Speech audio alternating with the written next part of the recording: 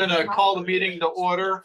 It's 6:31. We got 4 people online as far as voting members, myself, Mark Kulos, Bill Hull, Stacy, and Greg Balassi. Thanks. Greg Balassi are here in person. You forgot your name. Well, there's a lot of Gregs and Marks. That's it.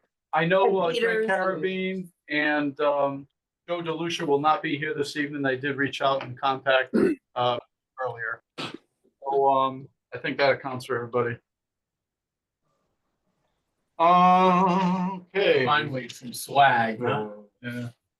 I have a hat. Yeah, we I should have, be I getting some CSC. have a hat for you as well. I only have 3 pens, so I'm not gonna be able to raise. So we do. No. Oh, I'd rather complain about it. let's get out of here tonight. Yeah. All right. So we do have a quorum present. I'll note for the record that the meeting is being recorded. You'll see it up on YouTube in a day or two. And Look forward to all doing votes are, yeah, all votes are, I hate it when I listen to them. And all votes will be by roll call. So the first item on the agenda is approval of minutes on the December 17th meeting. Could I get a motion, please? I'll make the motion. By Stacy Gould. Is there a second by Mark Kulos? Any additions, corrections, and deletions? Peter, have you sent something in? I did not send anything in, but I do have a couple questions. So in the middle of section 5, it says that Jim stated that DRA would be recommending the hillside option for location for Uncas and the rear site quadrant for Moriarty. Did they mean to say that? Did they say it? Yep. Okay. And then, Jim's here. and then the next one, they talked about, the next sentence, I think it is, talks about rebuilding Uncas versus building new. I think that should be deleted.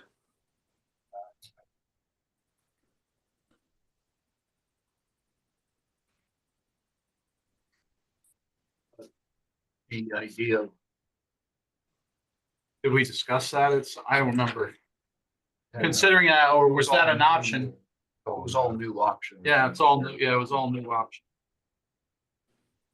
So I just think we should strike the sentence. We never talked about rebuilding. Yeah. Well, No. you did mention it though, right? At the. No? I don't remember that. Maybe not. I don't know. I don't remember that as an option. I just remember the These are all different new site builds. sets. Yeah, we had 3 different. And they were all, sites. yeah, They're all they were all new. There's a slide. Yeah. Tonight, it'll confirm it. Yeah, and they were all new build options. So, Yeah. yeah, if we can delete that. No, out he's of it. saying to, but this, Go ahead. the sentence Okay. is trying to build new while still occupying the existing Oh. building. Oh, yeah, no, Yeah, that's yeah. different. Yeah. There's another sentence, Stacy. Oh, okay. Yeah, It's the this sentence here. before that. Citing him for rebuilding Yonkers School versus building as new. It's just the previous Oh. sentence. Okay, sorry, I didn't see that one. All right. Strike that. Strike that one. Yep, and then just a little one, in section 6, first paragraph, seventh line, it says event, and it should be even. I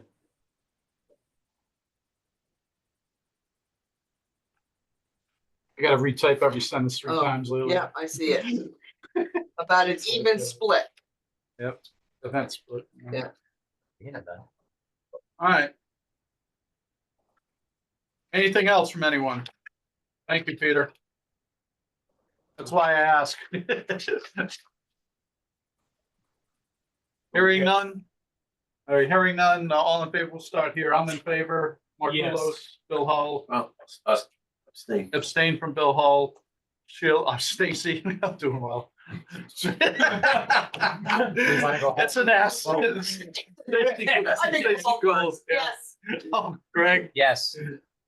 Peter, Yes, Cindy. It'd be Christine. No, I was Oh, that's right. Cindy's on the it. Grand Marshal, yeah, but she may not be able to answer. Christine DeStazio, I'm abstaining. I was absent. okay. Sheila, Sheila, yes.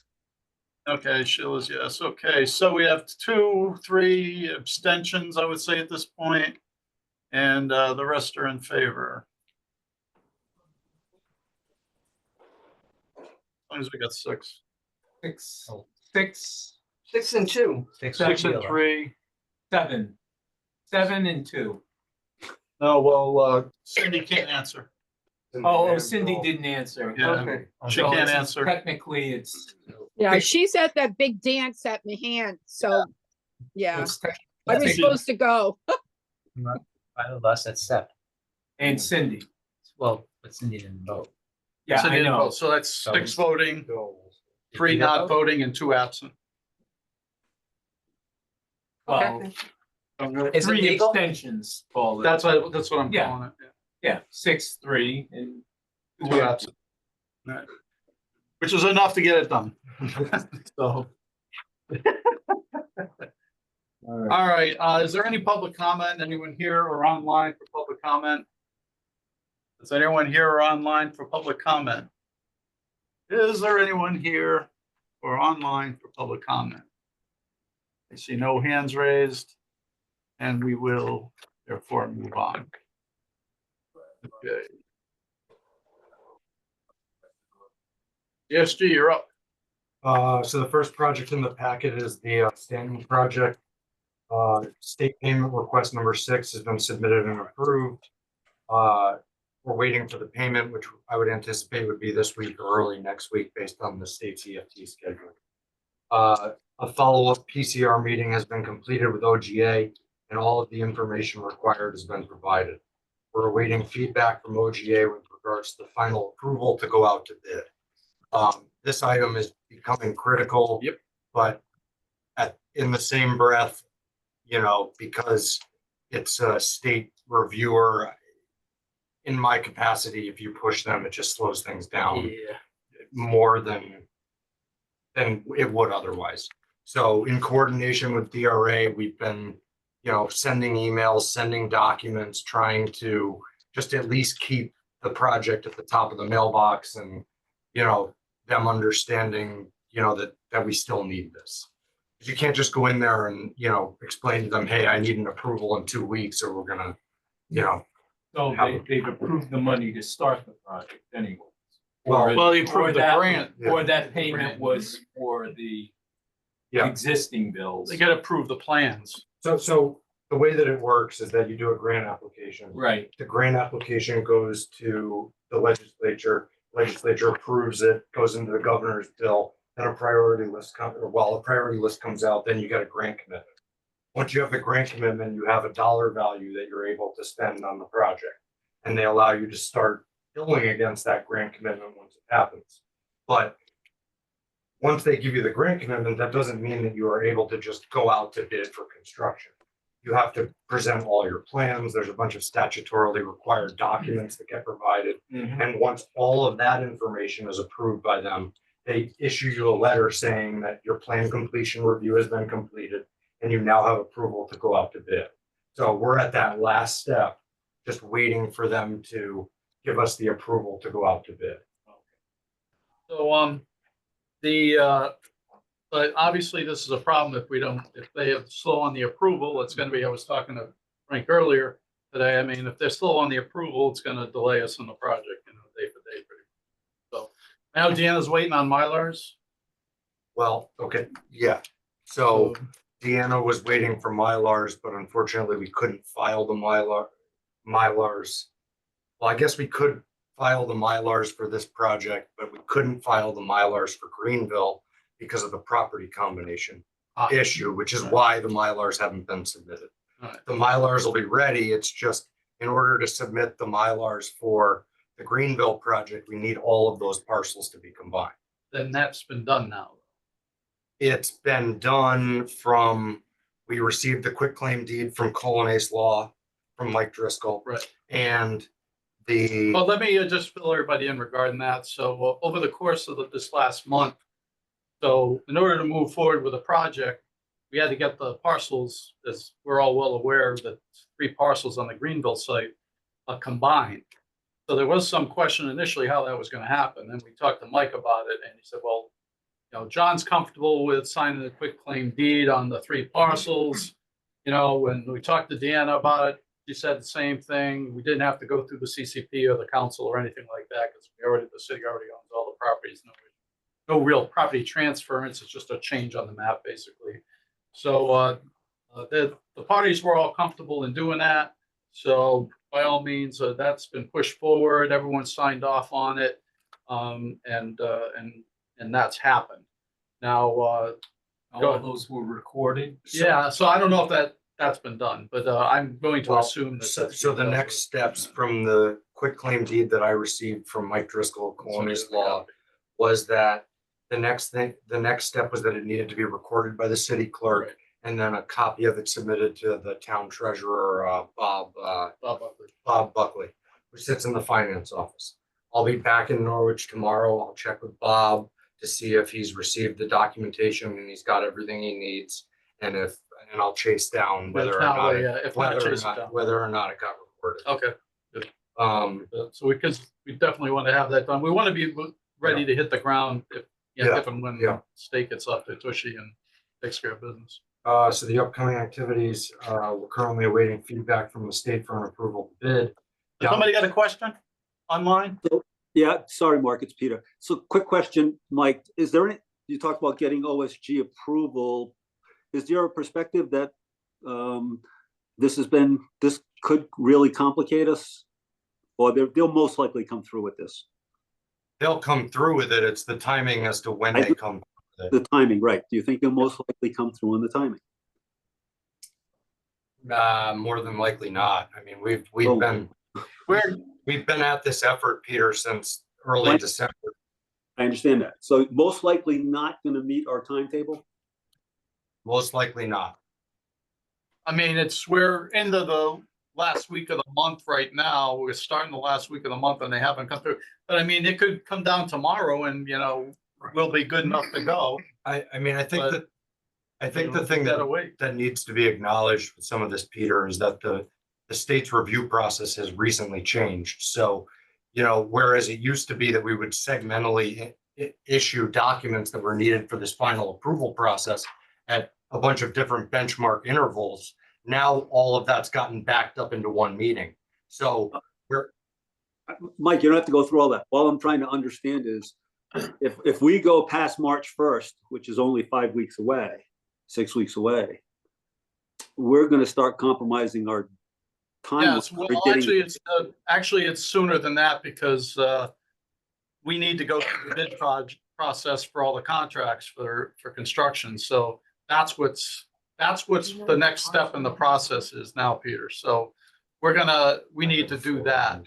So, and we can't do that without the state approval.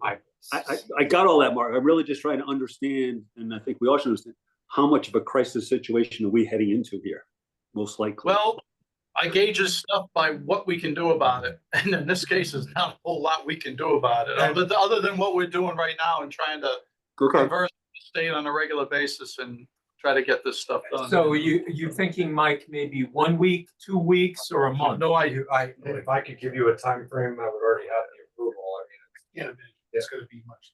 Yeah. I mean, it's been 7 weeks already and.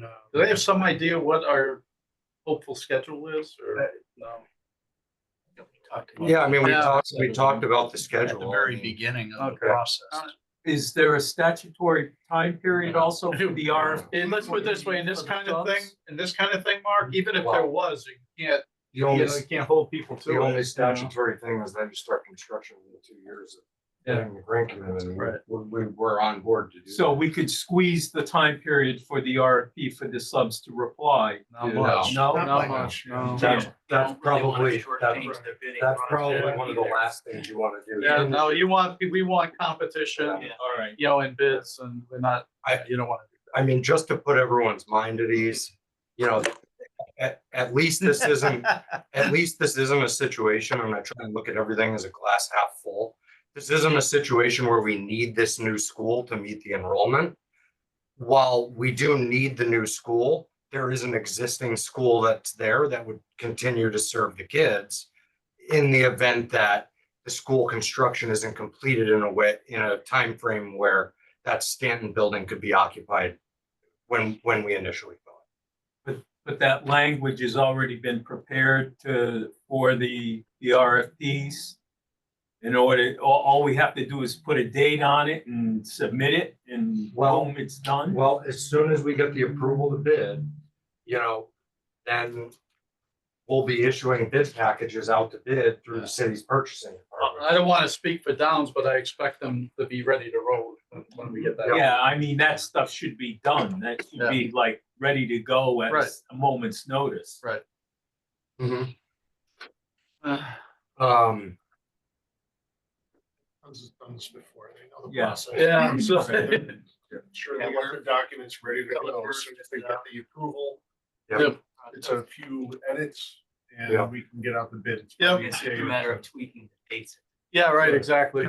So the bid pack, once we get the approval, the bid packages can go out within 48 hours or whatever. well, In that There is some neighborhood. advertising.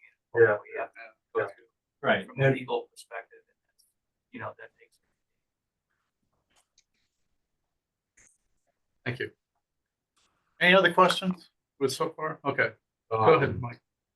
So, the next state payment request number 7 will be submitted once we get paid on 6. We collect invoices and hold on to them until we're ready for the next one, and that process will continue. Some attention points for this project. A redistricting proposal has been received, vetted through the city purchasing department for the redistricting effort. That'll be required as part of these projects. That effort at this point will be going through with Board of Ed administration with, I would imagine, some input from us with regards to any details that they need in order to get the redistricting. A lot of it will be timing. They're gonna need copies of the educational specifications and stuff like that to understand the buildings. I mean, our guys have a head start on that because they already did all the enrollment data for us. So, CSG will act more as a, information provider as needed, more so than coordinating the effort. We plan, I think what's the game plan is to bill it to schools 3 and 4, divide it up between that. Okay. So that, it'll be charged to the projects, the effort, and then, it won't be reimbursable, but hey, we know there's gonna be, but it'll be unreimbursable expenses. That's part of the plan. Go ahead. So, did we have an idea yet as far as bids on the logistics coordinator or whatever? On the logistics code. Yeah, on that project, it's On going that through, project.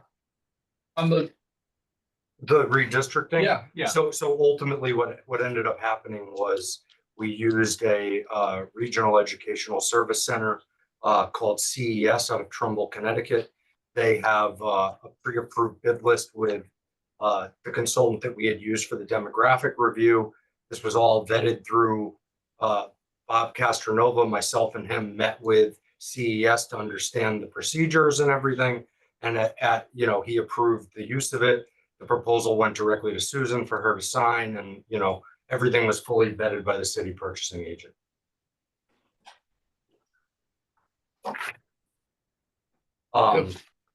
Another one of the attention points with regards to this project is the fiber connection to the new building. This has gone back and forth a few different times. Initially, I thought NPU was responsible for it. Then NPU, it seemed like it may be coming from a different vendor. Hi, Mike. It's Mary Lou Richling from Norwich Public Utilities. How are you? Good, how are you? Good. We met with the school IT department, and we're putting together the requirements and the bid spec document.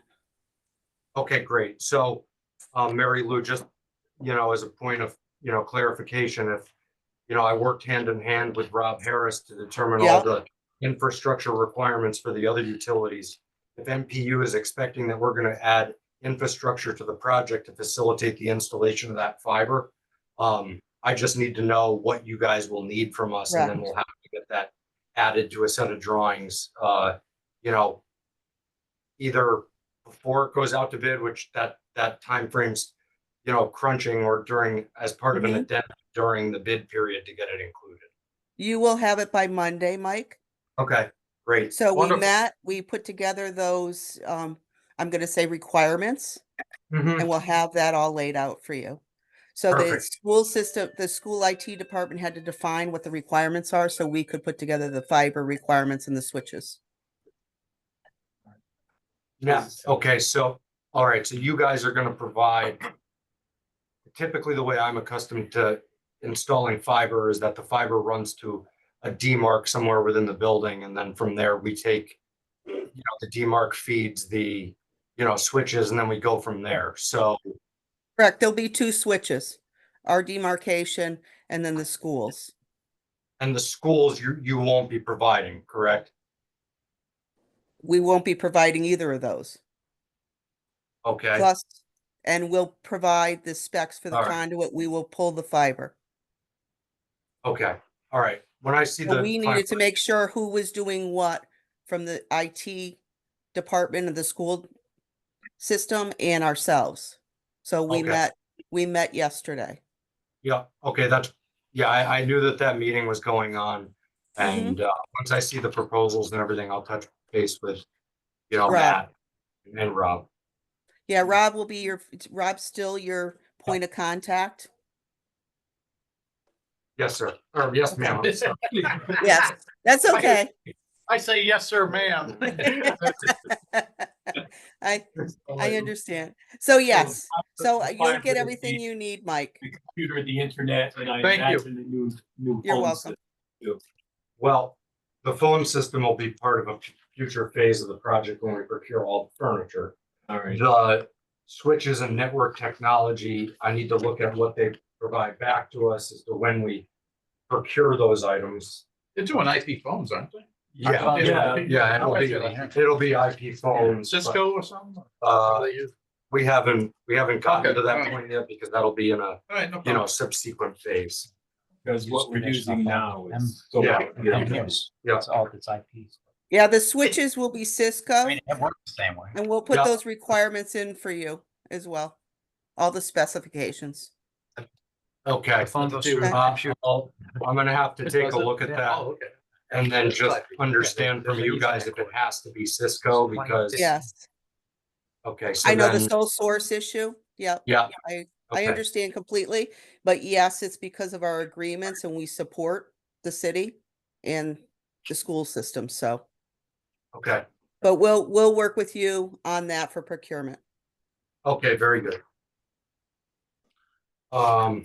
Going to the budget update for the Stanton School, currently $2,686,896.11 has been expended. Moving on to the Greenville project. And within this, the first accomplishment, the state payment request, it had been only submitted as of this morning. As I was on my way down here, the state approved it, and it'll fall into the same category as the one for Stanton. As soon as they pay it, we'll work on the next one. Follow-up PCR meeting, same notes as Stanton and Greenville. Property combination effort, we just touched upon that. And all the rest of the comments are exactly the same. Getting to the budget update for Greenville, currently $2,690,079.12 have been expended against that project. Okay, so now we get into the Moriarty project. Working group meetings have been completed over the past few weeks with the district administration and school staff as we look to complete the schematic design. The CMRFP has been issued, a pre-bid walkthrough has been completed just earlier today. And an addendum with the walkthrough and sign-in sheet, and any questions submitted by bidders will go out following the walkthrough. In attendance, I think we had 3 construction management firms.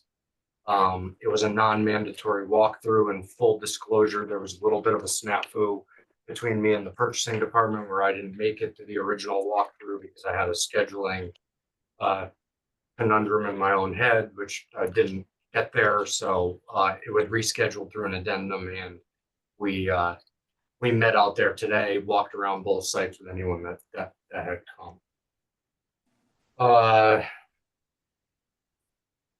While I'm on the topic of the CMRFP, if you look to the schedule on the right, I condensed some of the old activities and, put in the new activities.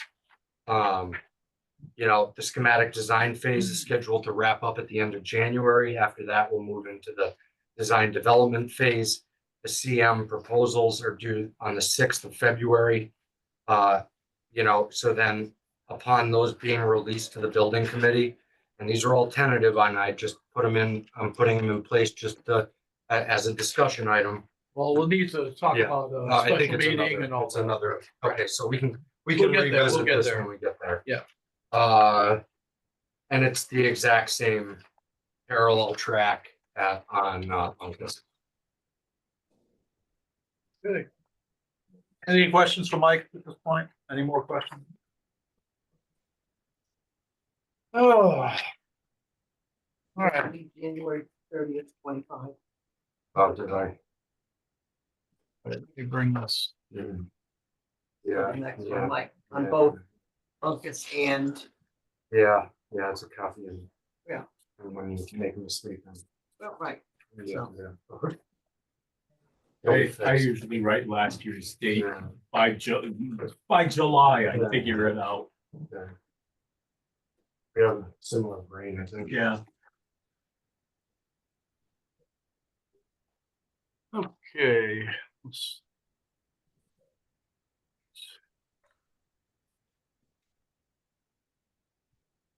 Should be able to see, see the names.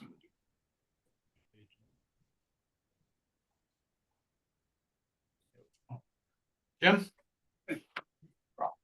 Happy New Year, everybody. Happy New Year, yeah. I just wanted to say, I'll move through these quickly. Mike touched on a bunch of it, and there really isn't an action item in here. It's more an update for the committee to be able to keep you up to speed with where we are. Traffic control thing seems to be the. So the first one, the OGA, you can skip to the next one and to the next one. Mike touched on it perfectly. This issue is the traffic control measures. This is at Greenville. We submitted to the state the drawing that's in front of you. What it included was signalization and advanced signalization, meaning a stoplight, an electrified stoplight that controlled the intersection. It was approved locally in terms of review. It does have to go to the state, even though it's not a state highway. It came back from the state and the state was resistive to it. The state indicated we weren't meeting the warrants required to be able to substantiate use of a light. Our traffic engineers offered two avenues. One is for the city to respond to the state and say, we feel it's absolutely necessary, and then go on a letter campaign and a political campaign to try to convince the state this is what will happen. If you go to the next slide, we sat with the local traffic enforcement officer, Chief Daly. Chief Daly, Yes. yeah. And you had a good conversation, but he had a lot of reasons why he felt he was not really fully supportive of the idea of signalization after thinking it through and responding to the state's. And so what's in front of you here, it's an always stop, meaning Three-way stop in this if case. you can allow me to grab this, stop signs in the location on the exit, this location and this location, with an advanced flasher light out here, announcing basically that there are stop signs ahead. And then lastly, an arm with a flashing red light 3 ways over the intersection. I have this stamped as draft because we haven't had a chance to bring it back to Chief Daly, but I wanted to give the committee an update in terms of kind of the movement on it, which is a change from where we were about a month ago. On the plus side, it saves us several $100,000. So, in unreimbursed expenses. So the doing it this way. So I think Chief Daly was talking $300,000 to $500,000. I think by the time we're done with the 2 signals and stuff. So I'm not, I would rather have a signal light, but I'm not, really depressed over not having a signal light. You know what I'm saying? So Well, my major There's a plus concern there. is, the number of accidents that have occurred over the past couple of years with school buses. People passing school buses, people running into school buses, accidents, with and without children. I mean, this Well, is. it's possible if we have a serious. problem at that intersection that we can get police support, during, entrance and leave time. So that's, I mean, there are options. This is the Boswell Street intersection. I know Our bus exactly loop where is it coming. is. Yes, sir. Our bus loop is not It's not affecting this one. It's, Yeah. it's down below at the There's Golden Golden Street Street. entrance. So I do appreciate the, Oh, that's right, because that's the upper, that's only Correct. for employees. And I- Employee of or course- service vehicles, at some point along the use of the building, a bus will pull in there. right? And it's designed to Well, accommodate that. But these are- at the gym or something maybe. These are- or those kind of. This is a full stopped intersection, so there, Right. I think, and we've had conversation with our traffic engineer who initially was concerned, obviously, because they were promoting the idea of a full signalization. But after kind of working it through and hearing Chief Daly speak about it, they're in support of it. And we still have to carry it back through him, and we have a little more work to go. But just as an update, it's the move from a pure red, green, yellow traffic Right. signal to a flasher over the intersection, and still has the advanced warning out So here it'd be a flashing red then. on all three directions. Yes, sir. Proposed. Now we'll see where it goes from here as we speak to them. So that was that on that. If we go to the next slide, you went back forward, so let's. Oh, I know, sorry. There we go, the other forward. So that was everything on Stanton and Greenville. This is for Moriarty and Uncas. And if you go to the first, I have something on the look ahead schedule. We've been using this timeline with Susan and her team in the working group meetings. We've used from January till the end of, December through the end of January for the schematic design. And as Mike noted, by the 31st, the Friday, we'll have a set ready to go out to the cost estimator. Beginning in February, and if you go to the next slide, we're really going to engage in the design development phase. And really key to that early on in February and March, it'll be individual meetings with user groups. It's really the work that the majority of the working group really wants to get to. Because it affects their spaces and what they're knowledgeable about specifically. So we have this kind of planned out a bit as a draft. We'll get it in front of Susan, allow her to kind of work through with her team availability, and we'll get those conversations going as we did at Greenville and Stanton. After the end of June, we'll then be moving into the construction documentation phase. And if you go to the next slide, in terms of ongoing site investigation, we had these 4 items. Site surveys are complete for both sites. Geotechnical investigation delayed slightly by the weather, but we have targeted dates early in February for Moriarty and then mid-month for Uncas. Phase 1 work, which is kind of hazardous reporting, it's basically a paperwork exercise on History of all the site, projects history of the site. for OGA submission. That's ongoing. And traffic, we have the on-site component of that complete. Their reporting's in process, so we'll be able to bring that back to you as they become available. You go to the next slide. Phase 2 isn't required, is it? Unless there's- Well, that's what phase 1 determines, Right. and we'll see. Hopefully not. What's in, Right. what's in the schools. And has citing the location of the building itself been determined, or? We're getting to that. Okay. So in terms of program net square feet, I want to share something with you. This is our program statement. This is Stanton and Greenville. And as you know, on those, we had targeted net square feet. That's where we landed slightly under on Stanton, slightly over on Greenville. It's partly dictated by the site constraints. But as we look at Moriarty and Uncas, we're in the schematic design level. we're plus 600 feet plus about 1,000 on Uncas. Normally in schematic design, I would say, and I had those numbers, I'd say we don't have any problems because there's a lot of tools available to us typically. In this process, we actually are using the reduced square footages that we identified previously. So a lot of those levers are gone.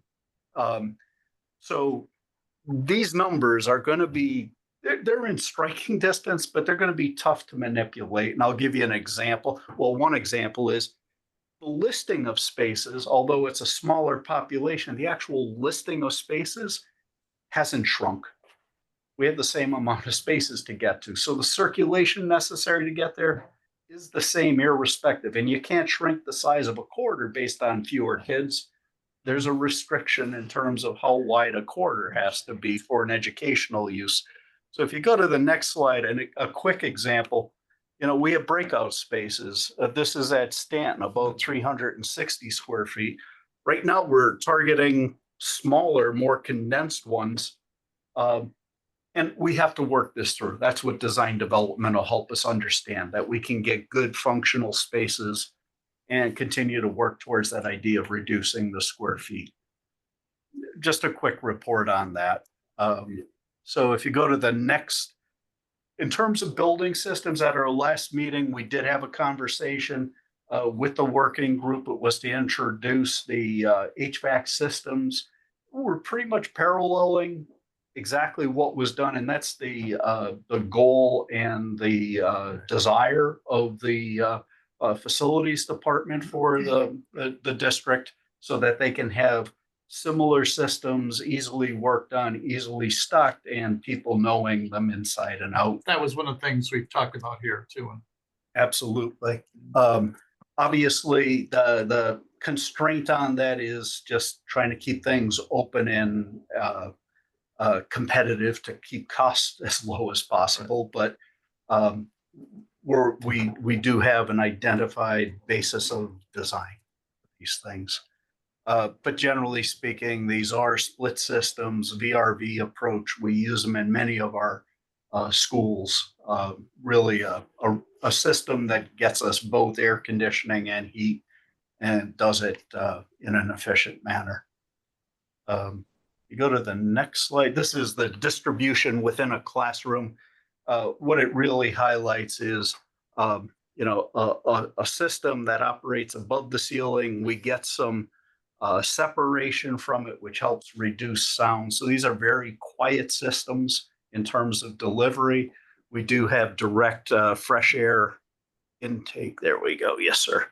So that's delivery and exhaust. So there's a separate system that constantly refreshes the classroom space specifically based on state guideline. What's the exchange rate? It's once an hour, as I understand it. So 8 exchanges through the course of an 8-hour day is typically what you'll have. So it's Size of the ducts, or what, 8-inch? well, it depends on, these And it would depend these on are the- sized for different size Different spaces, size and the spaces. ducts Right. Do the move once an hour. with that. Next slide will get you to school identity. Better than what you got now. I'll tell you. I'm not complaining. No doubt. This was a conversation that we had with the working group at one of our most recent meetings. So for both schools that we're considering, Uncas and Moriarty, we identified for them, for us to kind of knit the school together. These are big buildings. You have small kids. You're trying to create zones and neighborhoods so the kids understand where they're going, and wayfinding is made easier. You're also trying to make the school come together and feel like it's one place. And at Stanton, they're nicknamed the Sharks. We used a lot of kind of water form and that type of thing. You'll recall their main entrance, their cafeteria space. At Greenville, we used a tree form, kind of thinking of the hillside and the nature that's found there. And so we find it in flooring, paint, vinyl wall, acoustic ceiling, soft seating, all the different levers that we have. So as you go to the next slide, we think specifically about Uncas. you know, we kind of did a little bit of research. Uncas, the Wolf people, it's the Mohegan tribe. They use this statement: we watch, we listen, we learn. You know, we all can learn from one another. Those are kind of some of the tenets of the school. In working with the staff, they were really excited to see this kind of thought process and are telling us that they have connections to the Mohegan tribe, their elders who have helped them kind of form a lot of their educational components. They'll connect us with them so that we can make this consistent and strong and something that resonates. Nice. If you go to the next, which is Moriarty, Moriarty uses the monarch butterfly as kind of a school symbol. You know, we look at Norwich as the rose of New England, the compass, you know, as a wayfinding tool, trying to think about how ecosystems can be knit together across the state, across the region, how they might interplay with one another, and then an overlay of the understanding of the monarch, you know, its migration patterns both through the state and beyond. Monarchs, as you may know, you know, they travel for thousands of miles. Also, something that was brought up by staff, they use the idea of caterpillars are the youngest. We have chrysalis as the lower elementary, Really? monarchs as the upper, and Okay, you know, be able to talk about that evolution and growth of the monarch. Again, a way to make it specific to the school, have a set of elements that can help knit it together. So this is just ongoing work, but wanted to share some of it with you all. Next slide. So just quickly, some planning. So we were talking about, we had talked about build over the existing site, build on the hillside, build deeper into the site, but have to navigate the stepping over the wetlands. It was the hillside step that seemed to be strongest. That's this particular one. So that's what we've used for our schematic design development. If you go to the next slide, this is a site plan. We have a recap of a parking summary. It's heavily based on what we did at both Greenville and Stanton, because we have similar numbers here, similar kind of capacities, and similar needs for busing, parent and drop off for specialty busing. This is a listing of kind of the features of the site. Now, this is the hillside. So this is an upper tier. This is a lower tier. This is where the existing school is. This is an idea of bus drop off and parent drop off separated, so we get that good separation. If you go to the next slide, this was a conversation that we were having with our landscape engineer. The upper portion of the site, because the topography continues up the hill, needs some form of retainage along there. Now, this can be a stacked modular block. It doesn't have to be an expensive wall. All right. And in terms of height, what we finally came to realize, it's 3 or 4 feet high. It's not a, you know, a tremendously high wall for much of it. Down in this corner, there's an existing 7-foot wall. It's in not great shape. Our proposal would be to put another wall in front of it and fill in behind it, but in that way, be able to turn the corner and move. No, it's not a great. Not a Greenville wall. This was a study, if we were able to negotiate with the state, because this is a state-owned parcel, and get some ability to grade into their property. And it would take about 15 feet or so. We could do it without any kind of retainage. What's on that property? The state. Oh, There's Is there an? Connecticut state of Uncas on Thames. Oh, that's Uncas on Thames property. That's Yeah. right. That's right. It would be.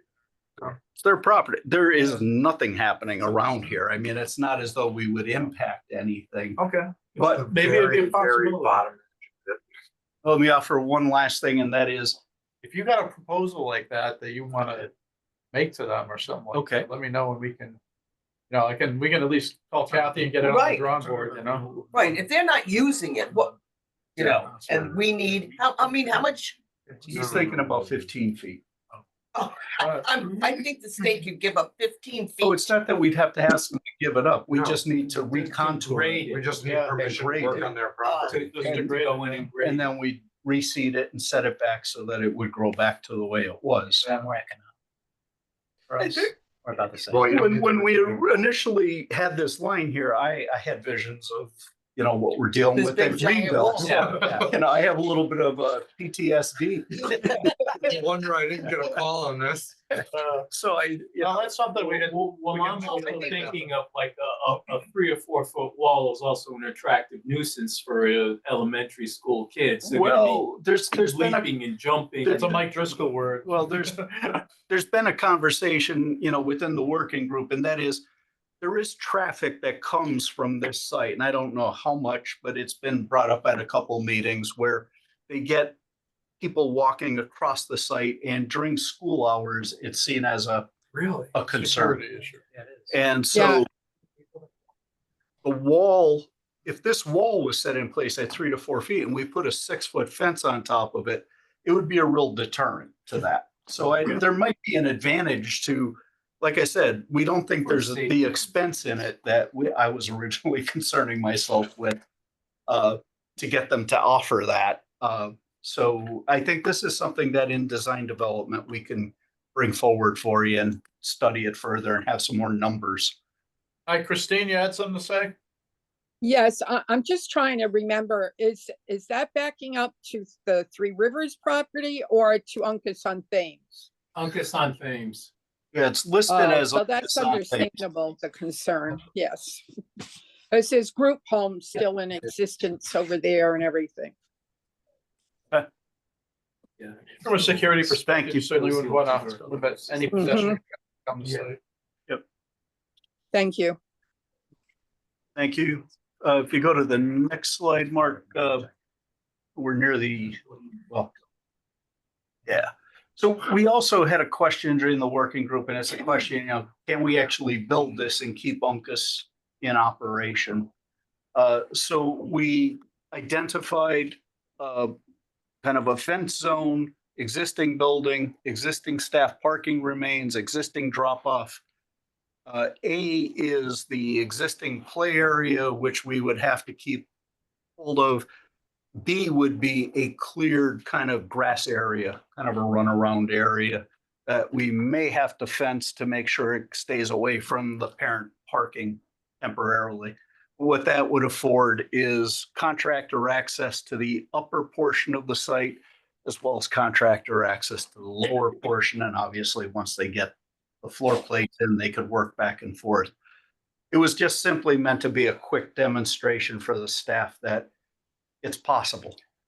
Because I think what the staff was concerning themselves with was envisioning them operating their existing building as like a 600 student. Where do we get the extra parking? Initially, you don't need it.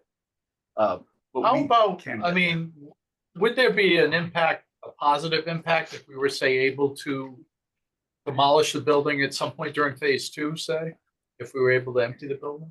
If we get Greenville and Stanton, If we move the kids off site and If you can move the kids off site, yeah, there'd be obviously, anytime you don't have to tell a contractor that they have to worry about kids being around their so construction, that's a positive. So that would add speed, it would Yes. reduce costs. Yes. But it all depends on. right, that's true, right, yeah. So that's You're designing now and you have to design for what you got. right, but we would have to Yeah, 'cause have we that don't know what we're gonna conversation do. with the redistricting logistics expert, Yeah. like immediately so that they incorporate that into their plan. And one of the determining factors when we initially started all of this was that we couldn't proceed down a path that effort hadn't been completed, where we were designing something with the assumption that we were going to demolish a building unless those plans were. Yeah, still so we can't do that. Yeah. Yeah, we can't really make those plans firm until we really have a established timeline for the first 2 schools. So that we know we can meet.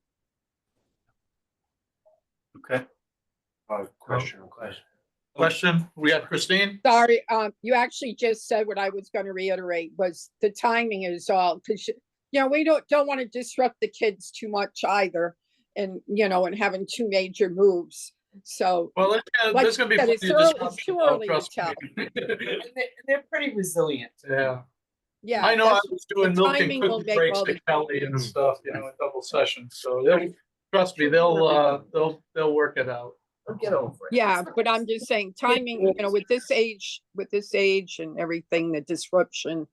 I mean, they're usually very uh what's the word? Resilient, at these ages. So Hopefully. yeah, it's the staff. We It's the still have staff. Bishop School, which is Sorry, empty, Greg. No. move some kids there Well, temporarily. Well, certainly any time, if it is possible to free up a portion of the site, it just helps with the contractors being able to be more mobile, more free about movement about the site. But for purposes of meeting the schedule that's been dictated, we can't assume that we can build over it. So this is our, but this diagram was really meant to be responsive to the staff's concerns about, can we really operate on this site Right. while. Well, you have to plan that way. You definitely have to plan. If you head to the next, this is kind of the layout. This, like Greenville, is a 3-story building. It's relatively compact. This is the lowest floor level. That's the main entrance. So office, gym, school-based health center, and that type of thing. And then classroom wing at the youngest kids at the lowest level, come up to the mid-level. This portion steps out onto that upper tier, which sits out in this zone. So that's that. Again, classroom wing down that zone. This is grades 1, 2, and 3 at the second tier. And then if you move out to the rightmost, that's the upper floor, and that's grades 4 and 5. So it stacks nicely as a classroom unit wing, and accommodates the program in a pretty compact organization. If you go to the next slide, this is kind of an axonometric of it. So that's that first floor, and then you can see directly stacked over it how the second floor and third floor situate, and it places the classroom wings in this zone, main entrance in this zone. And there's an open green courtyard in the. There is court space in this, trying to, this is a pretty thick center portion of the plan. So trying to open up space to have windows basically creates a court space. It's used at, and it is at that lowest level. And then if you go to the next slide, this is kind of an axonometric. You're 300 feet in the air, and you're probably over the entrance roadway, looking over the existing building back to the ridge that runs through the back of the site. But it gives you a sense of the new construction sitting next to the existing building. And if you go to the next, this is an indication. Again, this is for preparation of having a cost estimator take it off. So there's really isn't a lot of information here other than to identify area, square feet of masonry versus metal panel, for instance, or other material, glass, for instance, within the building.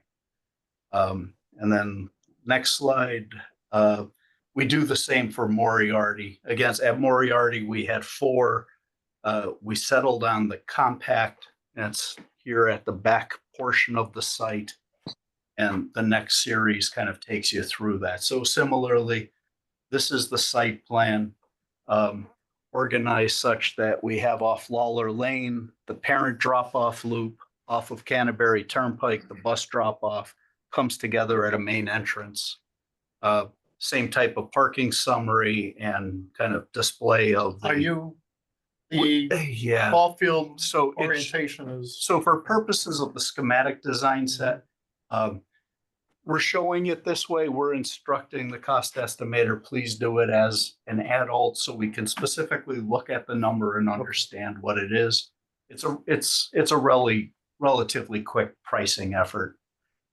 Guys from Downs cringe. Understand when the I said current, yeah, relatively quick pricing understand the effort. current field is much larger than that. This is a 90-foot bath. It's a 90-foot, yeah. It's consistent with the other, because the other one goes all the way back into the corner, Right. but it basically, that's the arc. I played at that field, so I know it's longer than two. I know the fence is longer than 230. That would be the orientation.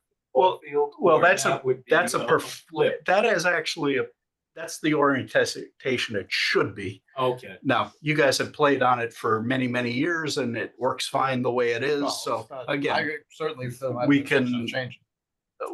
for I'm pricing worried about the purposes sizing at this of it. point. No, the sizing we've kept consistent. It's an adult league baseball, 90-foot paths, same kind of shots to the outfield. I know there was concern about people in these parking spaces. That's about a 420-foot shot. Yes. It's It would be a- Ted Williams It on was his a last big- day at Fenway. That was reaching the parking lot.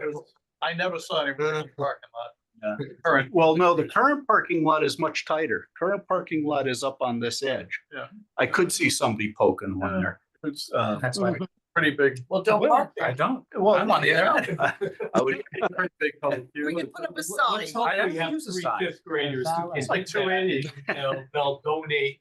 Well, millions the to field it. is- the field is used by like various like older leagues, so the kid leagues. yes. Mhm. All right, if we go to the next Like I slide. played and- Legion. I played Legion baseball there back in the dark ages. Yes. So this is similar to Played the by other, candlelight. this is just simply a diagram to be able to identify concurrent school use and contractor use. This site is made a little easier to conduct because all of the construction traffic can come off of Canterbury. Existing service to the school, existing parents and buses all come off of Lawler. So we're not changing that whatsoever, drain this. So as I said, somewhat simpler. Some of the challenges in this, we will have to provide a temporary wall back here. And again, when I say temporary, this is like, it can be Deadman, big, large concrete blocks temporarily to retain some earth. Because there is surprisingly a fair amount of contour that drops down to the back of the site. We are also getting into considerations. The number one was the temporary wall. Number two is setting the elevation of this building raised to meet gravity flow. One of the key issues that we had when we talked about wear on the site, the staff definitely didn't want this front corner site. They felt strongly that it would be a concern relative to safety. Kids, runners being able to get to roadways too quickly. So they preferred the back portion of the site. And so we kind of went with that and have explored it. But gravity feed has to go out to Lawler Lane. And that has a set elevation in the street that we're working back from. So we're in schematic and we're trying to put a lay out pumping all station these in kind of probably, right? moving things. Now, this is the, You'll have to have a pumping station. no. Oh, We're really? trying to do it all gravity. We had a pump station at Stanton. We were able to get rid of it. Oh, really? Facility group here was very happy.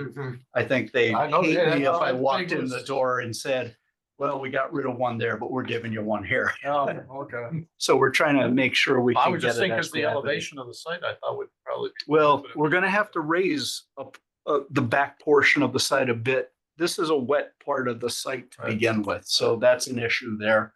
And then the last one that I note is storm drain off of the site.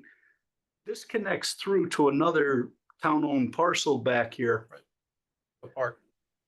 There is drainage that continues out. We didn't see that initially, and this is something that we're gonna have to It talk does, about. that corner that you're pointing to right now, I know that. It's wet. Having coached and stuff like that Yeah. in leagues and whatever. Yep. we practice down there on occasion and it does get. We may need additional Drainage. survey back here. I know he loves me. Because it all goes to the old reservoir. It's off our site, but we are likely gonna have to use it for connection. Is there some ledge outcroppings there too, or? There's a reservoir somewhere back there. There's an old, Down here. yeah, this old pond. It's not a reservoir No. by any stretch anymore, but it's a retention pond. It's over, yeah, whatever you wanna call it, Canterbury. I don't know. Well, the reservoir No, is that way, but there's another, Another down one this back way, here? there's another dam or something. Oh. you know. Okay. yeah. That This was place is the littered. old There's Apple multiple Reservoir, softball fields and practice fields back Okay. there. So those are kind of the All key flows down. considerations, and that's what we're working through as part of schematic design. If you go to the next slide, it's the same floor plan. This is a two-story building, more similar to Stanton. First floor, main entrance, we group the public stuff down the lower portion of this plan. Easily segregates off, and that is applicable at the Uncas as well, where you can use this off hours easily and keep the stuff secured. Administration, library, school-based health center, academic wings here, and then stacking directly above the academic wing. And then if you go to the next, it shows you that kind of axonometric where they stack over one another, but it gives you a sense of what's one story versus two-story portions of the building. And then to the next site, we did a similar study for elevations. Again, real preliminary. We're going to have to be back in front of you at some point in design development with some actual materials. And if you go to the next slide, it's if you're out towards Lawler Lane, looking over the existing building, that's kind of the modeling of the building from the back of the site. So that's our package for this evening, and this you already have a copy. Yeah, I'll email it. I'll take this file and I'll Sure. email it to myself. Okay. Get it off this laptop. And gym access is easy off of that plan too, to the. Yeah, the nice to the piece left. about this organization is this is the outdoor play area, both the hard surface, the court area, and the play structure, all and the grass area all along this side. It's kind of the protected side of the site. But it has direct access from the cafeteria, from the gym, and that's all. Yeah, I'm just part of thinking of that. after school activities and evening activities for the public and whatnot, Right. voting location and whatnot. That's why it looked like Uncas had a good location. The gym and stuff. Right, similar thought there where it can separate out, as we thought of it at Greenville and Stanton, the ability to have it operate without having security concerns about the academic areas. Thank you. All right. Any questions for Jim?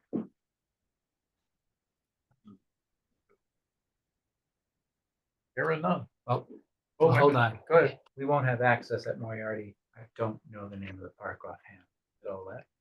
What We won't have access to that. What do you mean you won't have access to it? We sometimes will use that park. There's a path. Oh, right down through the corner there. Yeah.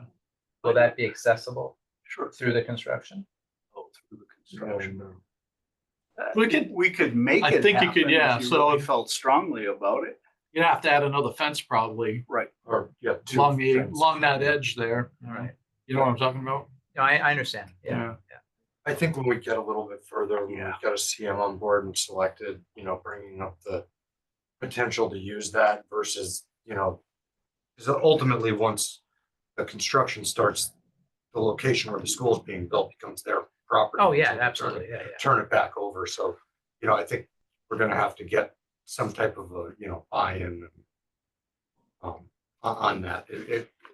Maybe it's possible. It could entirely be possible, right? But until we have that individual on board to help us Absolutely. and, do that. I mean, if that's a concern of the school, when we bring the CM on board, What we'll do certainly you use that relay. for, Greg, soccer or? Well, it would constitute a field trip going out there. It's not our property. Okay, Okay, right. but is used for certain things occasionally, and I don't want to go into any more details right now about it. We'll talk about it later, but it does fit into our current plans from time to time. Okay. No, Thank you. thank you. All right, Downs. Hey, thanks, Mark. Good evening, everybody. Frank Township with Downs. How are you? I do. You're great. Sure. I'm gonna keep this short because I do echo a lot of the same comments. Right. Like I answered earlier. So as far as work completed, just to recap a little bit, as far as temp utilities go, we did work with Rob Harris from the local utility company. We have temp utilities mapped out at both projects, and we will be identifying tie-in points for Greenville and Stanton within our logistics plan. Luckily, when we did meet with Rob and his crew out there, utility locations are within the job site. So that makes it very, very nice for us and our contractors. As far as, going back to the review with Bob Selmer at the state, we've sent in all of our documents. We've done this many times before. We know what Bob looks for. So in terms of our allowances, unit prices, things like cleanup, in our supplemental instructions, overhead profit, we provided all that information to him, and he can come back with any comments. So as far as we're concerned at this point, we are clean on our end. I don't know if it was mentioned earlier, but the estimate was updated. Yeah, 2 weeks ago, during through all the EPR information, additional information came out regarding the site. Soils that we were shown to be removed from the site. There's still some information surrounding that with the new spec that came out. Which site? Stanton. Stanton. There's still questions regarding it? Well, I mean, we have that. We just don't have, hard pricing on that. That was that information. Yes. What was that contamination from? It came out of a request from the state reviewer with a feeling that we may encounter contaminated soils at Stanton because of the phase 1, phase 2 environmental site assessment that was done with regards to potential oil contamination. It's an allowance, so whatever gets spent of it gets spent, and whatever doesn't get spent of it goes back to the city. I wouldn't look at this as a massive obstacle or some crazy change to the project in any way. It fell a lot in line with some of the other comments that the state reviewer had with other similar small type items. I mean, there was some effort to come up with a new allowance and a couple of unit prices, but it wasn't a. So what were the old oil tanks on the property, or? Yeah, I mean, it had to do with that. You have gas now, right? I think, All the schools are gas. Right. and to some degree, when it becomes challenging to determine if that old oil tank is still there, or if it's not still there, we did do a phase 1 on that. And even if the old oil tank was removed, there could be residual leakage that could be in the ground. So there's no file as far as remediation or anything. Wasn't a final. Yeah. That was the piece. Oh, That got us okay. at Yeah, and because there And wasn't. it's a not that fin- it wasn't produced, it just You have nobody to was do able some to core turn it up. tests. At the site. We could do core tests, but with the project going out to bid You're this going quickly, back an maybe allowance is 30 gonna do, years. an allowance is gonna do the same thing because it'll be a bid amount and we'll just utilize the allowance. The D permit, so that came through. Mike shared that Chris, information Bill, with did you us. want? So as far as the D permits are concerned for both jobs, we'll make sure that, that's incorporated in the scope of work. So the site work subcontractor will take responsibility for process over the course of construction. Work in progress, the constructability log, so that essentially will serve as a place where all the questions will come and filter through that constructability log and then go through the design team for responses, or depending on what the question is, we can certainly field those directly between Downs and the subcontractors. We've also worked with the president of the building trades to finalize the PLA. We are very close on that. And the PCR approval, obviously, you guys have already heard, but waiting for that anxiously to come to us, as well as the permitting process. We'd like to see that happen, obviously sooner than later. We can hit the ground running when we get to time when we're going to award subcontracts. Advertisement, we have that teed up. That really just comes down to the legal notice going out to the local paper, so that's ready to go. And then as well as the other bid documents, we have those teed up as well. At this point, we're looking for PCR approval, and Just on the advertising, that hasn't changed at all with the changes in statute or anything? what do you mean? As far as advertising, if they, You still have to publicly advertise in a Yeah. local newspaper and on the DAS. I know the DAS, Yeah. right? But it doesn't alleviate the requirement that you still advertise in a local paper, Okay. so.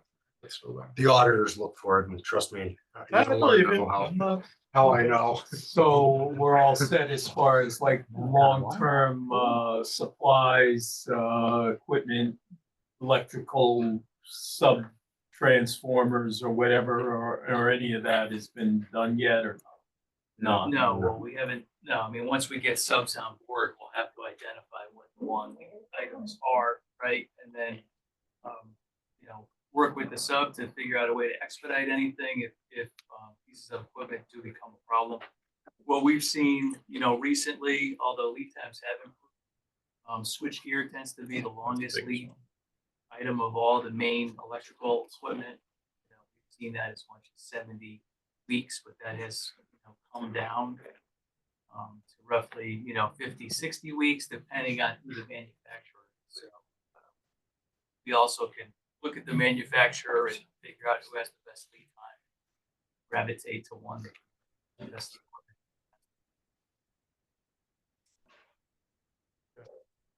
Questions? No, not at this point. Not to me, anyway. Anyone? And of course, all of this applies what the feds do with tariffs. If they do anything. Let's not even think about that right now. Let's see, okay. Consent agenda. So, I will note that you might have noticed in my email I sent out when I sent the agenda out that, we, redid an invoice for, CSG from last month for, Stanton and Greenville. There was a little issue, it was billed on the wrong, portion of the program, so, rather than authorize it, as I wanted it to be resubmitted. So, So how do you want the motion? so hang on, no, it's just a motion to approve the consent agenda. I'm just gonna read them off for the record. The replacement CSG invoice for Stanton was 31,248.45. The regular CSG invoice 16,850.45. Downs for Stanton 68,93.20. The DRA invoice 22,787.53. IES, I think that's included. Is that included in the DRA stuff? No, It's separate billing. console. Okay. 26,7502. For Greenville, the replacement invoice for CSG 32,512.38. 17,286.38 from CSG for the normal one, down 68,92.40. DRA 82,023.93. There was a note here, CSG has requested additional backup explanation for this invoice for DRAs. They're billing a large portion of the additional services for the additional geotech design. This may alter this amount. IES invoice 2481.78. Moriarty, CSG 10/2/2086. DRA 135,227. Veronica, CSG 15,967.07.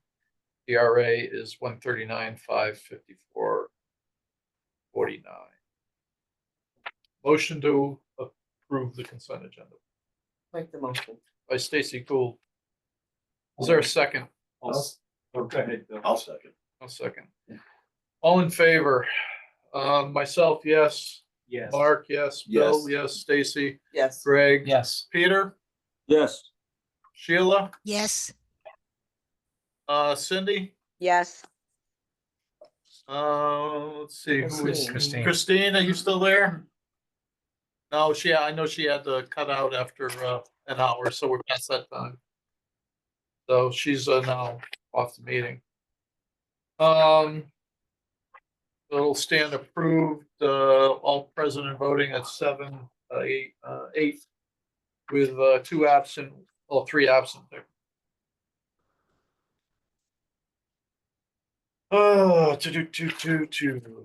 Back to the next one. All right. Let's talk about the CM RFP timeline for Uncas and Moriarty. So right now, the plan is to get it back by February 7th, the responses. February 6th. It's February 6th, okay. Now, at that point, the committee will have to review them. How much time do you want to give yourselves to review and rank the RFPs for CM? I think it depends on how many there are. That's true. Hard 'Cause to if there's tell. 22, No, So if I may, you know, Go ahead. 3. I built in a schedule, just a tentative thing, just to Okay. try and assist. The proposals are due, on the 6th. I figured if the committee was able to review them in 12 days, from the 6th to the 18th, then we would be able to conduct a special meeting to review the proposals and establish a short list. That was a discussion item, because that would be, I believe that's a Tuesday, the 19th, if I'm not mistaken. So Tuesday is the 18th. Okay, so But then this is a because- Wednesday. Okay, so the Wednesday, because Tuesday we couldn't meet because, Yeah, right. So that's why. I because the pushed- council's gonna get Yeah. moved because of the Yeah. President's It'll be the Day. 18th. So I pushed the special meeting to the 19th, figuring that we wouldn't be able to do it that Tuesday. Yeah, because the meeting for next month will be on the 25th. The Tuesday will be the 4th Tuesday instead of the 3rd. Tuesday. So on the 19th, I was thinking if we were able to do either a Zoom meeting or an in-person meeting to review the proposals and establish a short list. You do it if by Zoom, we can do a necessary, special by Zoom, that's no Um, problem. then that would set us up virtually perfectly to do the interviews of the selected firm at the next building committee meeting, if Okay. everyone elected to do that. Okay. You don't need to vote on that, do we? Can we just? say yes I to that? can, as a chairman, That's I you, can good. set the schedule, but a special meeting. So what do we want to do the special meeting on? What day? 19th. I thought it was the 19th. 19th, Wednesday. Wednesday, the 19th. Same That's time, somewhat- 6:30, and is that gonna be Zoom only, or? We got a budget meeting that night. That doesn't work. How about- There's at least I got an invite here. I haven't answered it yet. I think that's with the Board of Ed or something. Yeah, that's probably Board of Ed budget. Yeah, Oh, That's we're on the invitation list for that. 6 to 7 maybe, Yeah. unless we do it like a little later, 7:30 maybe. You want to do it Thursday? We could do it Thursday. Would Thursday be a big deal for people? Well, Bob Serpensky's on. Bob, when is our February budget meeting? I got a bunch of them here in the calendar. Bob Serpensky still on? He Yes, he is. is. Whether he's listening or not is the question. I got all sorts of crap in Sometimes here. his devices Jeez. fail. What are we looking for, Bob or me? Yeah. Yeah, just wondering when the February budget meetings are, Susan. I haven't answered. I have them. If you give me a second, I'll look them up for you. All right, thanks. Yeah, the 19th, it says budget expenditure meeting number 3. You're looking just for February? Yeah, Yeah. That's on the 19th. All right, so February 4th is meeting number 2. Expenditure meeting number 2. You just want to know February's? that one and then the We got number one. 3. Then the 19th is February, yeah. 19th of February. And yes, and the 19th at 6 o'clock is number 3. 6 to 7:30. 6 to say 7 or 7:30. Yeah. So, I How long mean, does our I meeting would have to just take? assume. Could be to midnight, the way this stuff goes sometimes. Yeah, Well, but I'll be home so I can drink, so. It's like- Make sure that's in the record. I don't care. Don't let that stop Stacy, you. I don't care. I got admonished by my colleague, you know. It's being recorded. Yes. So are we looking at the 20th? I would recommend that. Is that a problem? That's what I'm asking. Well, The the 20th Thursday? falls on a Thursday and then the 25th is a Tuesday.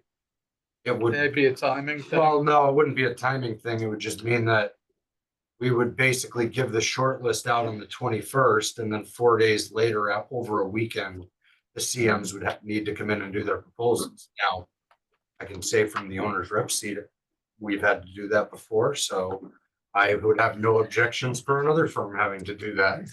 I mean, I think we're gonna have the numbers in on the 18th. Yeah, so Right. all that we're really talking about is if I get the scoring sheets on the 19th, I'm gonna bring in a scoring matrix that shows where every one of the committee members evaluated the proposals based on the responses that I get. And it's gonna be average, median, we like Yeah. this, we didn't like this. And maybe there's a couple of them that are on the fence and ultimately the building committee members Right. needs to determine Yeah. who makes it to the short list. Right. It shouldn't be an overly intensive meeting. All right, why don't we Plus, schedule, let's schedule it for Wednesday after the budget meeting for 7:30. Yeah, because Want to do that? that February 20th. February No. 19th, 19. 7:30, back to the 19th, 7:30, Well, but if what time, meetings what? it'll be another Zoom meeting. That's a Zoom meeting too. 6 So to 7:30 That's the and then. budget. 7:30 The budget is six o'clock, but that'll be the third meeting of the budget, so we can tell Bob to make it a little shorter if for we that. can, yeah. You can tell Yeah. Susan to make it a little shorter. I'll take care of it. Thank you. Right. So let's plan on 7:30 on the 19th. Then? Here? No, It's a no, Zoom. Zoom, It's a Zoom. Okay, so if you're going to the budget hearing, I'm not, but you go on. That's a Zoom. That's a Zoom only also. okay. We got a 6 to whenever You for took it the, back then? for the Yes, budget. expenditure. Stacy, the ones that we're doing are the ones that we just do with the Board of Ed and you and Sheila, and then the other That's- ones will be in person. Yeah, the budget, those are the budget subcommittee for the BOE to prepare their budget. Is that on the 19th also? The 19th is the third meeting of the Okay. budget subcommittee. Is it a problem for you to do the 19th at 7:30 on the Zoom? No, Okay. that's what I'm saying. It's just back-to-back Zooms. Yeah, it's for just those back-to-back individuals. Zooms. But there's It's just- Zooms, Right, totally Zooms. totally Zoom. Okay. So you I mean, can be home Zooming. Greg, if I'll you be wanna home come in, you Zooming. could put the TV on and. Hope someone will be. That'd be meeting very this one, generous so of it's you not to available. help me. Yeah. Zoom it is on the 19th. Right, Sounds good. 7:30 Zoom. Thank you. Thank you. I'll be totally relaxed for that second meeting, believe me. I believe you. I'll be on my third Boston one. Yeah, It's okay. That's It okay. only matters when people watch it. As long as I pay for the alcohol with my private. I don't know if you're supposed to say that either. God, I better not run for anything in November. That's all I got to say. So, anyway, anyone have any other questions about that? So No. tentatively, don't be tentatively, I'll start setting it up when I get back home. Our scores are due the 18th. Right, Doors on so the do the 18th. 18th, we'll What have the time on the Zoom 18th? COB, You get them to me by 11 o'clock at night and you'll have them for the next day. yeah. Just some people I have to remind Yeah. as well, so. I always Give me say the COB, responses so and I'll get- make sure that Okay. it Yeah, happens. 5 PM, I always say COB, those are the. Too crazy about it. So all right, so, Between now and then, I will get you a scoring summary. It'll likely be the same criteria Right. that we used for the other one. and Right. We'll go. Yeah. okay, We're on to number 9 Um, now. Mark, that needs to be an executive session as well. Correct. yeah, right. Not about doing that even here, but I'm not, I think just for the timeline, I think Needs for the grant application for teachers, middle school and central office. Next tax. So, You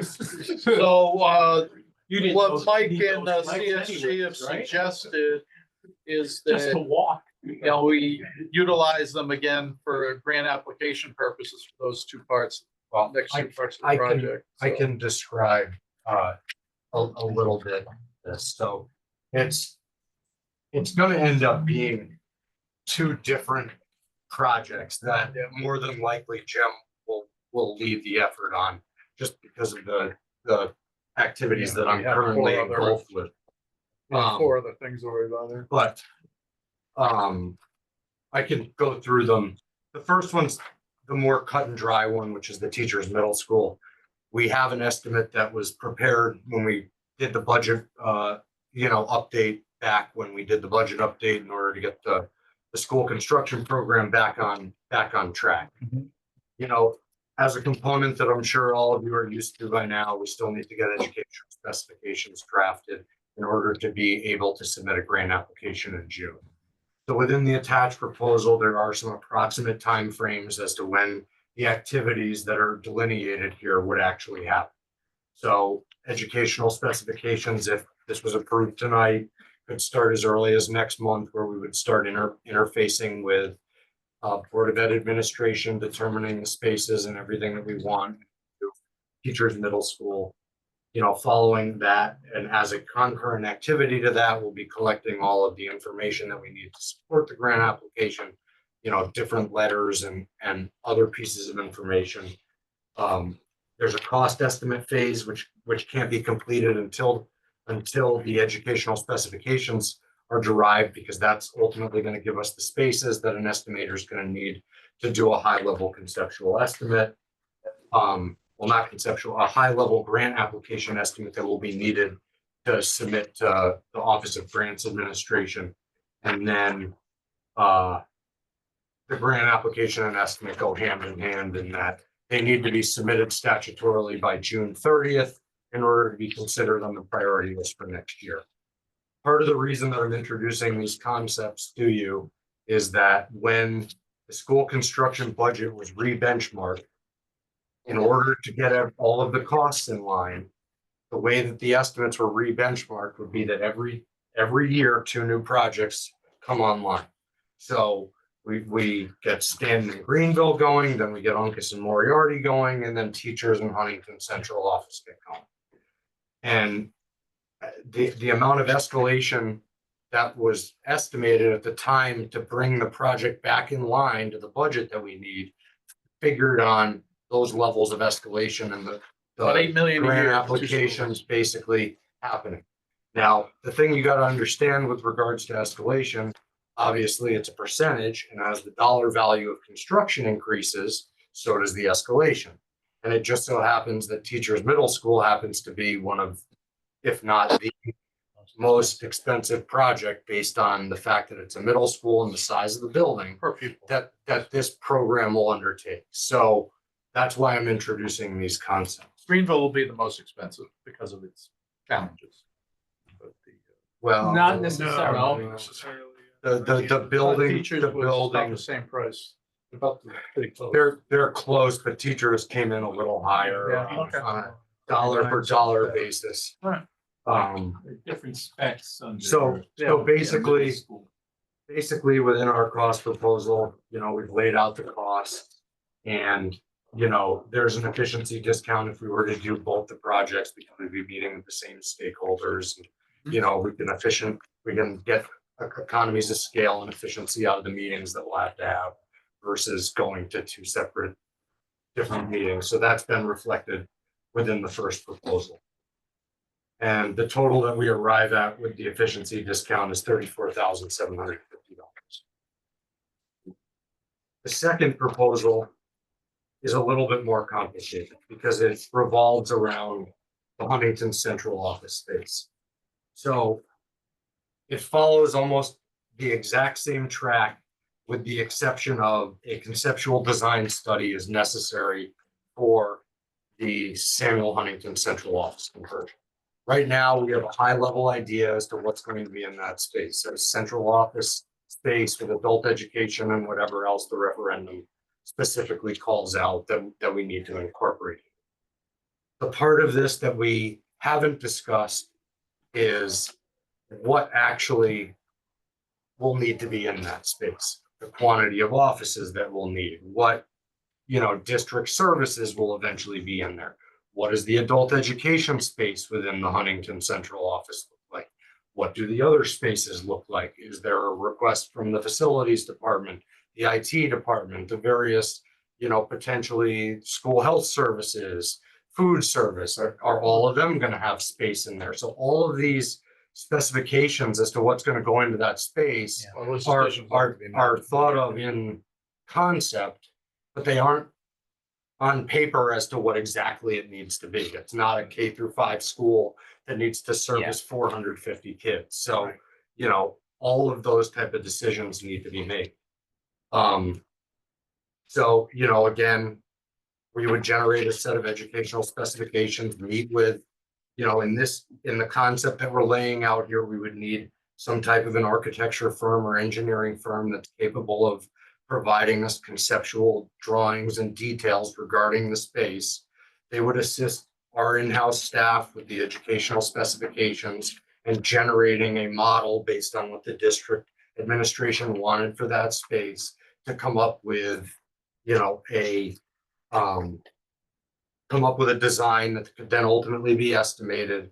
Obviously, we know we have budget constraints within the amount of money that was put aside, which we would stick to at this phase because, we have no other choice because we don't know if we're going to hit any savings on the first four projects. So we're still Or limited. first 5, If we count. First 5. Right? first First 5, 5 schools. the schools. Well, Well, yeah, we teachers- wouldn't we have don't know any, about teachers. we wouldn't have any final well, that's cost true, yeah. data prior to us needing to submit the grant Right, application. so unfortunately, Huntington will get the smallest, Initially. what's left over.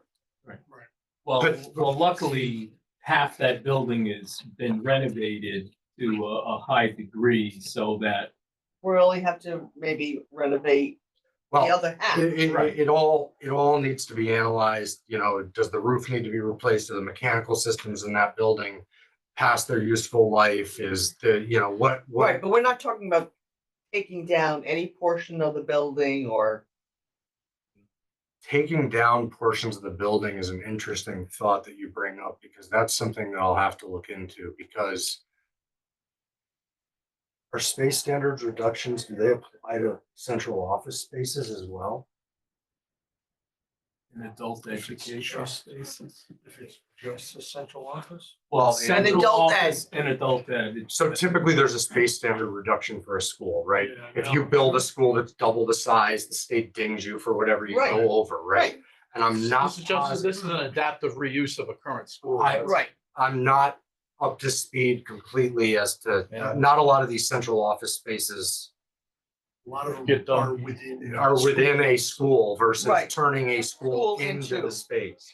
So before I answer a question as to whether or not a portion of the building would be demolished, that's another I don't reason. think it would, it depends on how much. Yeah. So they're not gonna make you go through the expense because sometimes it's more expensive to demo a portion of the building because then Right. you have to you have to replace or put up a permanent wall or whatever it is to inside. So, the state is reasonable because we did have a situation where we had a school that was a little bit larger because it was an existing school. It was a renovated as new.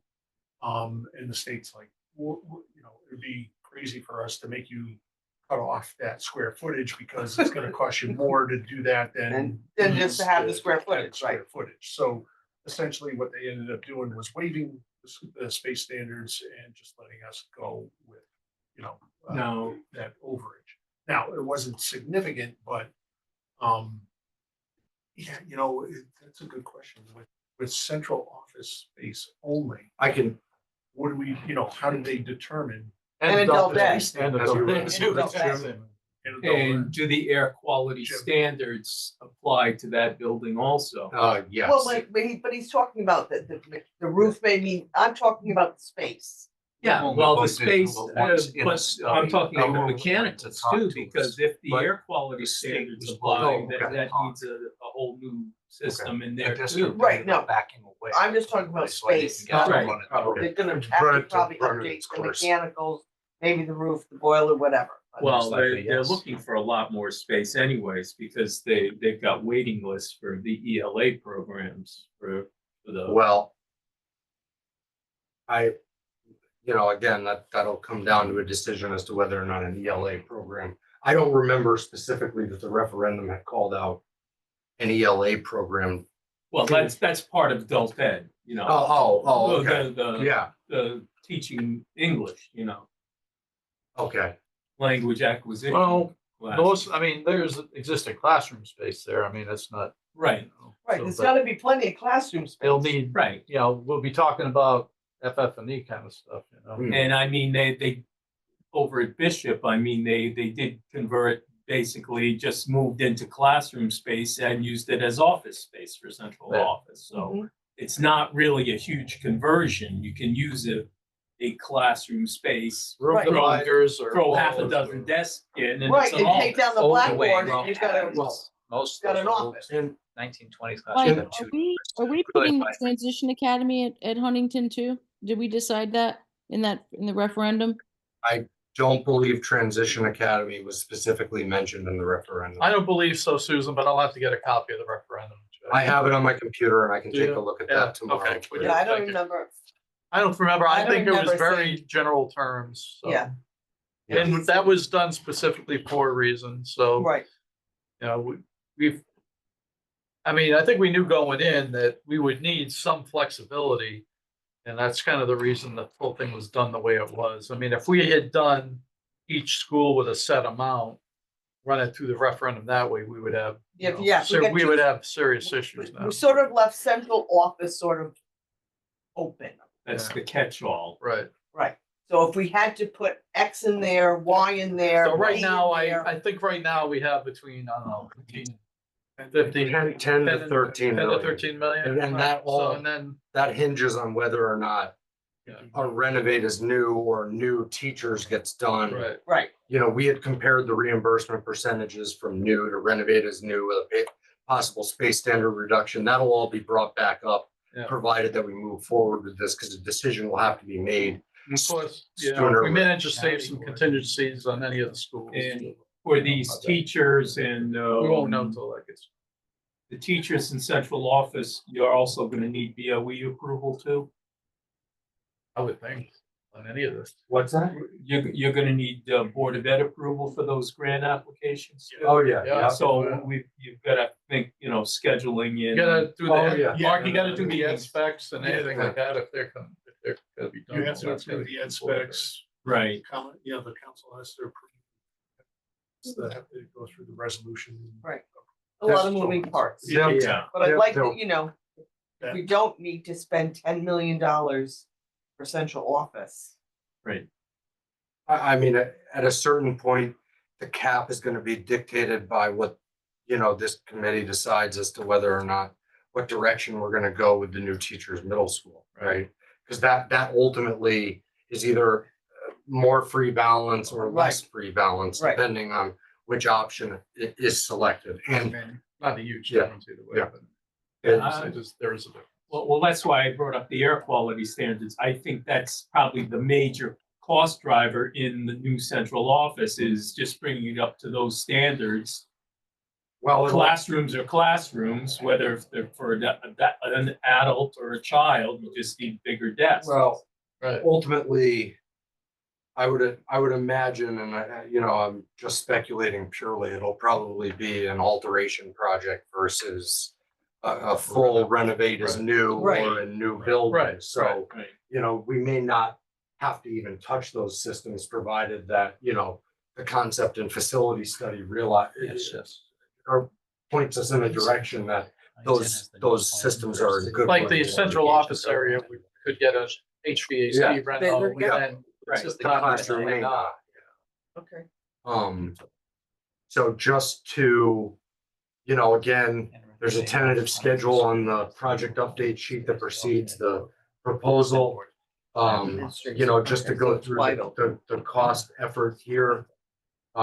It's all of the same components as the other, the teacher's proposal, with the exception of the preparation of a conceptual design study, RFQP, and management of the conceptual design process. So, you know, there's an efficiency discount attached to this one, just like the other one. And there's also a deduct if a conceptual design RFQP is not necessary. If the city elects to go directly to a consultant or comes up with a different option to get an engineering or architecture firm on board, then we wouldn't have to write an RFP for the project. We would be given a consultant to work with. We would then work with the consultant and manage the process to get Talk us to Bob yet about this? about these two. Yeah. I told him that I was providing them to you as you had requested. I told him why we needed these and how I was planning on laying it out and delineating the work.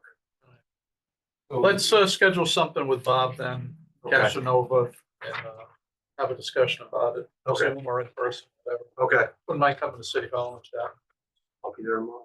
Yeah, well, if you can set something up with Yeah. Bob and stuff, give me a call. Okay, So basically, teachers is just a straightforward, like we've been doing Right. for the other school projects, and central office is the weird outlier that we gotta figure out. Unique opportunity with great potential. Oh, my goodness. Thank you. Thank you. You sure you don't want to run for office? Positive. Positive. Yeah. just so. I'm not a Wednesday. I could see you as like. Wacky flailing inflatable arm. All I'm right, tall well, enough. those are the two proposals All right. that I Let's- brought before you. all right. They delineate a February start to try and, you know, get the effort done to the point that you're at a grant Okay, application. let's, comes I wouldn't want to pull the trigger on Okay. anything right now. So the, just because I Yeah. haven't had that input with Bob. and Okay. stuff. So let's schedule, like I said, something with Bob. If you can get together with him and Yeah. we can set up something tomorrow or something like that, I'll be happy to come down. Yeah. A little concerned. Especially. Yeah. Yeah, you know, the conceptual design process, the teachers is a little bit easier. It's A little more kind of, straightforward. yeah. Kind of going through that process already. Yeah, a little bit. Concerned about it. All right, I don't think you can pull the trigger on something that I told you. No. But like I said, but you know, tomorrow is. I mean, that's You're not the best I can do right this second. Yeah. I don't know, if we do, I could do it at the special. Okay. You know, I could have. That's- Can we get it that's done why I was- before? Yeah, I was thinking about And that. never Or we could even borrow do like. this. No, that's not, Okay. not legally. Oh, okay. And we're not Next really year. sure on the OSG what their rules are for central office either, right? Well, no, we're pretty sure of their rules. I mean, ultimately, the central. They have a office- different reimbursement. Yeah, Yes. Right. 50% of your standard reimbursement. But that's only for new and renovated, so this might be a different animal altogether. It's a 10% bonus on renovate is new. Yeah. So the 67.14 as of 2024 would be in effect for this. And it would be half of, that's the general construction rate. The renovate is new as a 10% bonus, so it would be half of the 67.14% that you would actually get back. With no ineligibles. Now, if ineligible costs were incurred, that amount. for- Right. All right. So, you're gonna, so if you can Yeah. set something up with Maybe, Bob. I don't know. All right. So I just looked at I my don't know. calendar, I have availability, I do nothing. And then on the teachers project too, I mean, we have that existing planetarium in there. Kind of. We'd like to keep also Pretty much. Well, in the new project. you know, again, Always looking for the something. specific details of the project would have to be discussed. No. If if it ended up being a new teacher's middle school and the desire was to have a planetarium, potentially a planetarium would have to be included in the new one if you went that way. If you went to renovate as new option, potentially. it could be renovated as new. Right. 300 kids. Right. Good.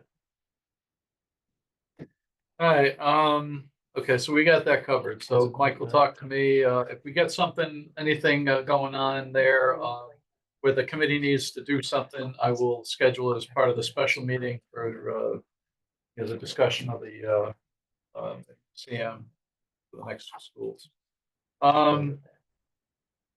Is there anything else we need to talk about this evening? Anything else to be brought before the committee other than we Just one item, and this is only to bring the building committee up to speed as to some discussions that have been going on. It appears that the district IT department was anticipating that all new computers were going to be purchased as part of all of these school construction projects. Right now, while we have a healthy furniture and technology budget, it wasn't directly designed in a way that we were going to buy new student and teacher computers for the entire building. And the reason it wasn't necessarily designed in that fashion is that computers are not reimbursable by the state of Connecticut through the Office of Grants Administration. So if we were to purchase those computers, it would basically be an ineligible cost, Mhm. and ultimately it would deduct from our eligible reimbursement amount within the project. The overall budget. And the overall budget. So Is that just the student computers or is it all computers? all computers would be ineligible for Okay. reimbursement. So, you know, The fiber switches and stuff like that, that's all Yeah. eligible. right. But the, But you actually But the interface physical with. computer. Okay. Yeah, and the reason for that is that in the state's eyes, it's a movable piece of equipment. As soon as they give you reimbursement for it, who's to say that you don't move it to Philly Bishop? You know, like Right. it doesn't work that way. Right. So it's unfortunate, but I just wanted the committee. Okay. Yeah. 20 The years. furniture is, On that piece too. Reimbursable? Right, right. Yes. Yeah, we only, for the sake of argument, why can't I just move the furniture? I know You- you have you the answer could, for the but- state, but But I think to Jim's point, it hinges on the fact that computer technology, if you found a computer that you could buy that would last you 20 years with, bonded money, oh, okay.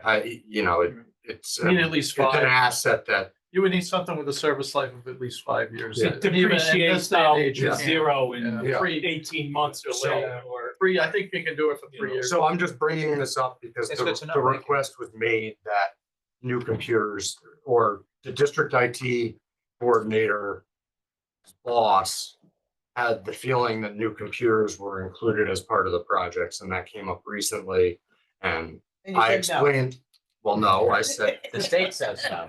if you The read. state says if- no, if you- so our answer is no. But if you read my contract, I'm not able to make those judgment calls without first informing the building committee and allowing them to make that formal decision. It's So- not a long-term depreciable capital asset. Right, right. Bottom line. No. Josh could explain it to you. Right. Yeah, no, so I mean, It's very simple. Most people don't understand that. No, but he gave a good reason to back up the no. you might be able to get away with like a server or something like that. Well, servers are considered Servers, right. infrastructure as part of the Right. building. So it's gonna the, change. so Yes, servers and All stuff. of those things. I But even understand. those you generally gonna have a 5-year life expectancy on, but yeah. But For our purposes, Yeah. it's just what I or the students would interface Right, with. exactly. Because I don't. so go a by the Chromebook or servers. something like that, no. Yeah. No, not gonna happen. So I the, just wanted to inform the building committee that what do you use for the students, with the students? that I use the, that the Chromebooks. request has We been use made that ThinkPads. computers Yeah, be okay. purchased as part of the. All right, so most of the time. BOE will have to Usually keep that in their grant budget to be Right. updating the, I was gonna Well, say, they most of the apply time for all don't. kinds of grants. for So they will computer continue to do that. equipment, too. So that's, they're gonna have Oh, to yeah. keep Answers doing your that. question. Yeah, And they broke it. you take care of them, you get. Yeah. All right, let's see. All right, you've informed us, you've done your due diligence, or your duty, And thank you. whatever, and thank you. But the answer's no. Oh, at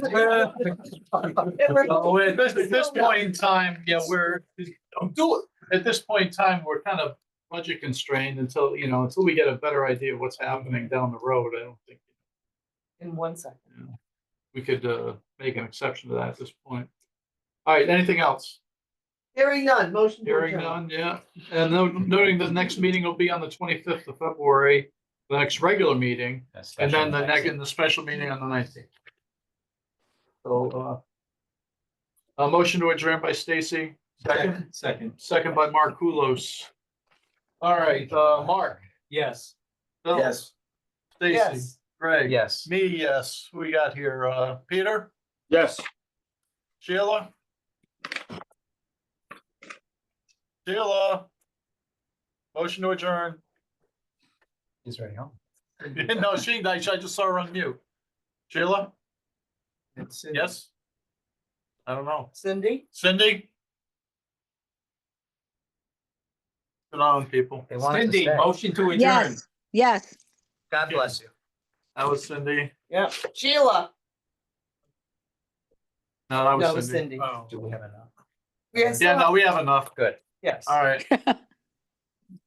One abstention, I guess. Oh, she said yes by. Okay, Sheila's got a yes on the, thank you, Sheila. We got it.